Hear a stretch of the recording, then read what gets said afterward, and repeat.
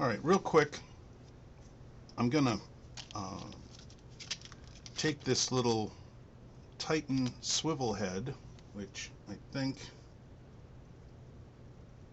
we got good focus on. There it is, Titan quarter inch. This little thing. I ran into a case when I was doing a laptop, not this Mac, but an Acer laptop, and the last screw I needed to drop the motherboard was accessible only if you lifted the top half, which had the keyboard and some of the motherboard on it, with 4 ribbon cables that only let you have a little bit of clearance. And it was the only screw. If I would have gotten that screw, it's like halfway down into the motherboard.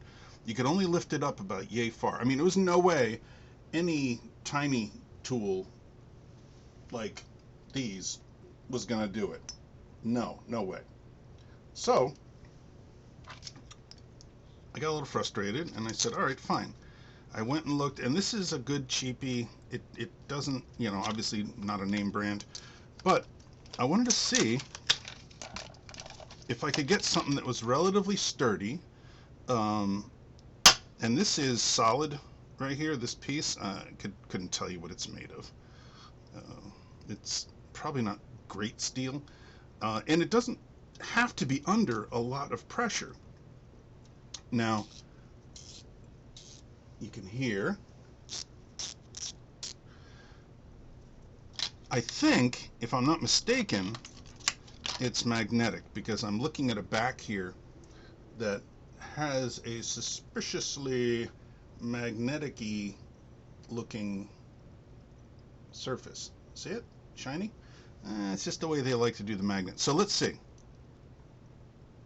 Oh yeah, baby! So, pull it out. Oh, it grabs it. Oh, it doesn't want to let go either, which is nice, because if you're in there and trying to get this thing turned, the last thing you need is to have the bit go flying and shorting something, or worse. Now, I like the fact that it has the whole ring, and there's something else nice about this, is that I can feel it's very firm.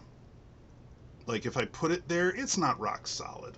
I'm doing it with my finger, but if I get it way over here, does it start to barely? It's like it doesn't want to move. A problem with this, and it's not really the design.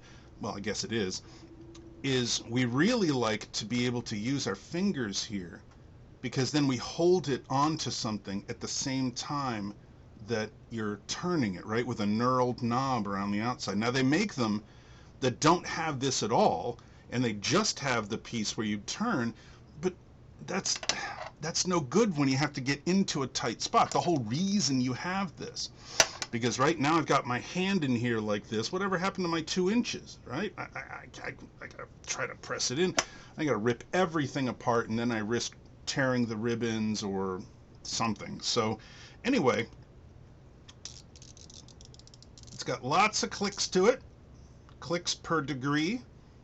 This little guy is at the top, you turn it back and forth. It's kind of like to go left and right, counterclockwise, clockwise, whatever.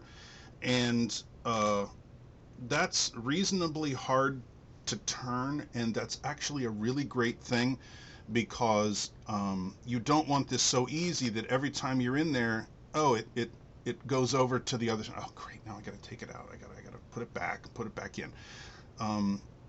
I would have liked to have seen the knurled edge up above here, because even if it was covering it like this, you could still get a finger on it and at least hand tighten something before because obviously this is for the first or the last bit of loosening or tightening it, because I was just trying to hold it and turn it inside, and of course that didn't work.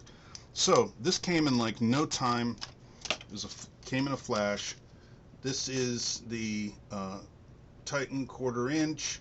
I don't have any other Titan tools. I can't tell you if these are pieces of junk or not, but it wasn't expensive. It has heft to it, which I did not expect. CRV steel construction. Well, there you go. It's CRV steel. Now we've finally resolved the question of what kind of steel Titan is using on their little ratchet guy. Comes with 2 bits. That's nice. These are standard. They stamp these out all the time. DeWalt has these and everything. Same stamping and lettering. There you go.